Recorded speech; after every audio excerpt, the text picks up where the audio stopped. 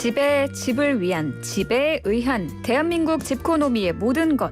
손바닥 들여다보듯 훤하게 부동산을 들여다보는 손바닥 부동산 시간입니다. 김규정 한국투자증권 자산승계연구소장 연결합니다. 안녕하세요. 네, 안녕하세요. 네, 서울 목동 아파트들이 안전진단 통과를 줄줄이 합니다. 재건축 추진이 본격적으로 이루어질까요?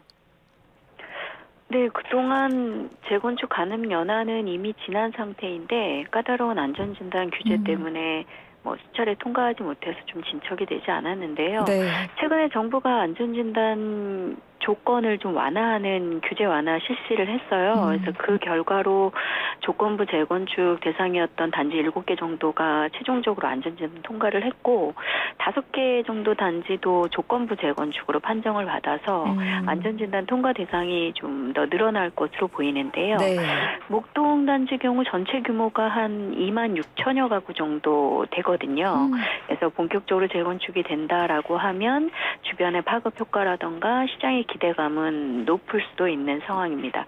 무엇보다 이 목동지구처럼 대규모 단지에서는 지구단위 계획이 먼저 수립이 돼야 되는데 일단 목동지구의 경우에는 지난해 11월에 지구단위 계획이 가결된 상태고 전체 5만 3천여 가구 정도로 가구 수를 늘려서 재건축할 계획이 서울시로부터 세워져 있는 상태죠. 그리고 서울시가 지난 연말에 도시기본계획 2040 통과를 시키면서 재건축 35층 일률 규제도 지금 없어진 상황이라서 네. 목동지구 층고도 좀 더 높아질 가능성이 제기되고 있습니다. 그래서 이번 안전진단 통과까지 더해지면 재건축 기대감이 좀 높아질 것 같은데 다만 이 재건축 시장의 경우 현재 재건축 초과이익 환수제가 아직 남아있고 앞서 정부가 발표했던 초과이익 환수제 규제 완화 부분도 이제 법제도 변경 통과가 아직 안 된 상황이기는 합니다. 그리고 목동 같은 경우 토지거래 허가구역으로 현재 묶여있기 때문에 자유롭게 투자하기에는 조금 걸림돌들이 남아있는 상태거든요. 네. 그리고 일단 금리 부담이 커진 상태라 추진 기대감은 있지만 당장 시장에 이런 투자 수요가 막 급증한다거나 거래 움직임이 활발하기는 조금 어려워 보이는 실정입니다. 네. 그런데 정부가 최근 들어서 재건축 관련 규제 완화 조치를 말씀하신 것처럼 계속 내놨는데 서울 여의도 목동 등지의 재건축 추진하는 아파트 단지에서 이전 최고가보다 5억에서 많게는 6억 원씩 떨어진 매매 거래가 나오고 있다던데 왜 그런 건가요? 대표적으로 좀 생각해 볼 부분은 여의도나 목동 아파트 지구의 경우 이 실거주하려는 실수요만 구입이 가능한 토지거래 허가구역으로 현재 지정이 돼 있기 때문에 이 재건축 여러 가지 진행 호재에도 불구하고 네. 투자 목적 수요가 움직이기는 여전히 좀 제한적인 부분이 있고요. 앞서도 말씀드린 것처럼 이제 금리가 높아지다 보니까 이제 금융비용 증가로 사업 수익성들이 여전히 좀 고민이 되는 상황이다 보니 재건축 추진 단지가 나오고 앞서 말씀드린 것처럼 안전진단 통과 같은 호재가 있어도 네. 갑자기 가격이 반등하기는 좀 어렵지 않나 싶고요. 초과이익 환수제 폐지 등에 대한 이런 기대감은 있지만 여전히 불확실한 부분이 있고 최근에 주택시장이 집값은 계속 좀 급락하고 있고 미분양 문제 같은 공급시장에서의 침체 지표들도 나오다 보니까 네. 이런 영향들로 재건축 호재에도 불구하고 이런 시장 흐름이나 수요 심리가 반전되기는 좀 어려운 게 아닌가 싶습니다. 그래서 여전히 이런 재건축 좀 진척이 있는 지역에서도 급매물 위주로만 간간히 거래가 되면서 가격이 약세를 보이고 있어서 투자하시는 분들 같은 경우에는 시장에 대한 조사나 좀 진입 시점 그리고 이제 대금 마련 같은 것들을 조금 더 세밀하게 하셔야 되는 상황으로 보여요. 그렇군요. 재건축 추진 단지가 나와도 지금 부동산 시장 상황이 워낙 안 좋고 또 워낙 고금리다 보니까 그렇게 섣불리 움직이지 않고 있는 그런 모습으로 보여집니다. 요즘 빌라 전세 거래도 반토막 났다고 들었는데 관련해서 통계가 나온 게 있나요? 예, 지금 뭐 아파트 거래 자료 같은 경우 서울시 자료를 많이 보실 텐데 지금 연립빌라 다세대 같은 전세 거래량 신고 자료도 서울시 이제 거래 통계에서 같이 나오거든요. 그 자료를 보시면 뭐 추세나 이런 흐름을 아실 수 있을 텐데 지난 연말 11월, 12월 이어지면서 전세 거래량이 계속 감소세를 보이고 있는 상황입니다. 네. 임대차 거래 중에서 전세 비중도 계속해서 좀 줄어들고 있는 상황이고 전년 동월하고 비교를 해보면 거래량이 거의 한 절반 정도로 많이 좀 위축돼 있는 상황이에요. 그래서 뭐 관련 기사들이 좀 나오는데 전반적으로는 상대적으로 월세를 선호하고 전세를 기피하는 현상이 점차 좀 확장되는 게 아닌가 싶습니다. 일단은 최근에 집값이 워낙 급락하다 보니까 전세보증금 돌려받기가 어려워지는 깡통전세 리스크도 커진 상황이고 신축 빌라 등을 중심으로는 최근에 빌라왕 같은 전세 사기 사건이 좀 제기가 되면서 사회적으로 불안감이 좀 커진 상황이죠. 그래서 전세 거래가 일단 좀 기피 현상과 함께 줄어들고 있는 양상이고요. 전세 가격도 거래 감소와 함께 계속해서 좀 크게 떨어지고 있는 상황입니다. 동시에 이제 신규 거래뿐만 아니라 기존에 전세 계약을 하고 계신 임대인들 같은 경우에도 새로운 세입자를 구하기가 굉장히 어려운 상태여서 기존 세입자와 계약이 끝나도 이제 계약금을 반환해주지 못해서 분장으로 확장되는 경우도 최근에 계속 좀 늘어나는 상황으로 조사가 됩니다.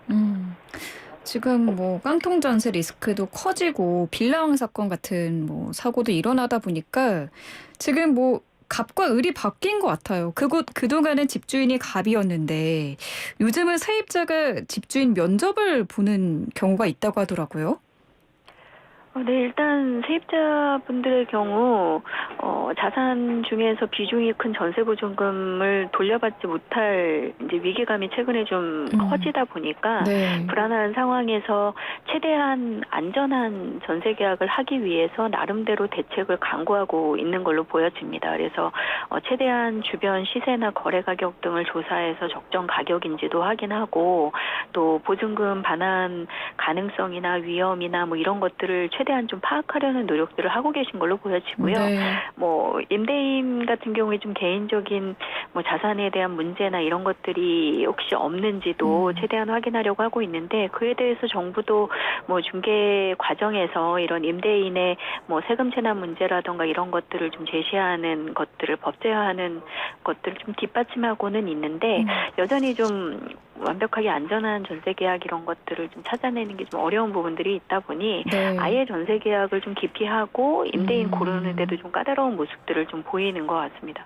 일단 무엇보다 최근에 이제 역전세 상황에서 깡통 전세나 전세 사기 같은 시장 불안이 커지다 보니까 지난해에 새로 좀 집을 살거나 임대 전월세 계약을 하신 2030 신규 수요자들의 위험이 최근에 좀 크게 늘어난 것으로 보이는데요. 지난해 상반기까지 집값이 크게 오르면서 이런 2030 세대들이 많이 찾는 비아파트, 빌라나 연립 다세대 같은 유형들도 집값이나 전월세 가격이 크게 올랐고 그것이 올해 지난 하반기부터 급격하게 또 떨어지면서 깡통전세 문제가 커지고 있거든요. 그래서 결국에는 네. 이런 2030 젊은 신규 세입자들의 위험성이 올해 좀 많이 부각이 될 걸로 제기가 되고 있고 그래서 이 수요자들을 어떻게 좀 관리를 해주고 최대한 이제 전세 사고가 나지 않도록 할 수 있는가에 대해서 관심들이 모여지는 상황이고요. 이런 사례들이 좀 계속 악순환이 심화될 경우에는 신규 계약 시장에서도 문제지만 기존 세입자들이 보증금을 돌려받지 못하는 이런 악순환도 같이 확대될 수 있기 때문에 여러 가지 강구가 좀 필요한 상황입니다. 그래서 전세금 반환보증 상품을 이용한 이제 대안들이 많이 제기가 되는데 네. 사실 전세 반환 보증 상품만으로 모든 것을 해결할 수 있는 것은 아니기 때문에 근본적으로 임대보증금 반환을 위해서 임대인들이 전세보증금 일부를 예치한다거나 아니면 임대인들의 상환 능력을 검증하고 임대차 계약을 민간 계약이지만 공공에서 좀 관리하는 이런 시스템 같은 것들을 도입해야 된다는 지적들이 좀 많아지고 있습니다. 네, 정말 불안해하지 않고 맘 놓고 좀 전세 계약을 할 수 있도록 하는 그런 뭐 시스템이라든지 정책이 빨리 나와줬으면 좋겠네요. 경매 시장도 찬바람이 불고 있다고 하더라고요. 뭐 서울 재건축 아파트의 대표 주자로 꼽히는 압구정동의 아파트도 2년 만에 뭐 경매 시장에 나왔는데 예외는 아니었다고 하죠. 네, 최근에 서울 아파트 시장 경매 낙찰률이 굉장히 좀 저조한 수준인데요. 네. 이 경매 업체 등의 정보 분석을 보면 지난해 12월 아파트 쪽의 경매 낙찰률이 서울이 채 20%도 되지 않는 것으로 분석이 되고 있습니다. 그리고 낙찰가율도 80%대에서 좀 떨어지고 있는 상황이다 보니까 굉장히 경매 시장도 이제 급속도로 악화되고 있는데 일단은 경매 감정가보다 주변에 급매물 거래되는 가격들이 더 낮게 설정이 돼 있다 보니까 경매 이 감정가로 경매를 받으려는 분들이 없을 수밖에 없어요. 그래서 그렇죠. 경매에 유찰되는 경우들이 최근에 좀 유찰 건수가 늘어나고 있는 상황이고요. 경매의 경우 아시는 것처럼 일반 거래 시장에서 개인 간 거래하시는 것보다 좀 거래할 때 복잡하기도 하고 명도 처리 같은 사후에 처리해야 되는 이슈들도 좀 까다롭다 보니까 네. 시장에서 급매물 거래하시는 것보다 훨씬 더 저렴한 가격이어야 경쟁력이 좀 있고 투자 관심이 높아지는데 최근에 일반 거래 시장에서도 거래 절벽 때문에 급매물 가격이 좀 떨어지다 보니까 아파트 같은 경우는 특히 서울 지역에 이제 경매 감정가 가격의 경쟁력이 좀 떨어지는 결과로 이제 낙찰률이나 낙찰가율이 좀 저조한 것으로 분석이 되고 있습니다. 그래서 지금처럼 좀 거래 절벽이 계속 이어지고 가격이 크게 떨어진 급매물이 아닌 이상 거래가 잘 되지 않는 집값 하락 상황에서는 서울 지역 아파트 경매 역시 좀 활성화되기가 어려워 보이고요. 무엇보다 이제 고금리 영향하고 집값 하락세 부분이 이제 영향을 많이 미치고 있기 때문에 이런 것들이 좀 진정되고 경매 대금 마련 같은 것들이 좀 수월해져야 낙찰률이 좀 회복될 것으로 일단 보여집니다. 다만 근데 경매 시장에서도 서울 같은 경우 이런 일반 아파트 경매 낙찰가율은 좀 저조하지만 상품에 따라서는 매매 가격 시중 가격보다 훨씬 더 좀 저렴하게 나오고 희소성이 있는 물건들은 여전히 응찰자가 몰리기도 하거든요. 그래서 네.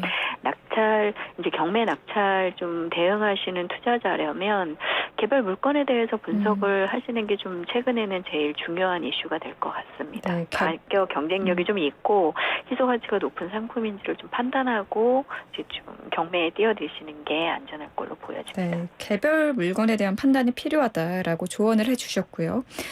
윤석열 대통령 지시로 정부가 미분양 주택을 직접 매입해주는 방안을 검토하고 있다고 하더라고요. 미분양 주택이 그만큼 심각한가 봐요. 네, 가장 최근에 나와 있는 정부 통계로 보면 국토교통부 통계로 지난해 11월 말 기준 전국의 미분양 주택 수가 5만 8천 가구 정도 되고 있습니다. 그 직전 달에 비해서 23% 정도 미분양 주택이 급격하게 한 달 만에 늘어난 건데요. 한 달 만에 10,000 가구 이상 미분양 주택이 이렇게 급증하는 패턴은 최근 들어서는 굉장히 좀 오랜만에 나타나는 상황이어서 네. 그때부터 해서 올해 23년까지 미분양이 단기간으로 계속 늘어날 리스크들이 계속 제기가 되고 있는 상황입니다. 일단 정부가 한 위험한 수준으로 제시한 미분양 주택 수가 전국에 한 6만 2천 가구 선을 넘어서면 위험하다라고 보고 있는데 네. 이미 업계에서는 지난 12월 말 기준으로 아직 집계 통계는 나오지 않았지만 미분양 주택 수가 6만을 훨씬 넘지 않았을까라고 일단 분석을 하고 있어요. 그래서 이런 미분양 급증 또 입주 지연 준공후 미분양 증가 등에 따른 건설 시장의 이런 미분양 문제들이 유동성 리스크로 번지면서 시장 전반에 연쇄적인 경착륙 우려가 될 수 있다는 지적이 나온 상황이고요. 네. 그에 따라서 일단 미분양에 대한 정부의 매입 방안 검토나 이런 것들이 미분양 대책으로서 제기가 된 걸로 보고 있습니다. 그래서 일단 제기가 된 방안은 정부가 공공기관 통해서 미분양 주택 중에서 좀 매입할 만한 것들을 선별해서 구입한 후에 취약계층에게 다시 임대로 사용하는 방안을 제기를 하고 있는데요.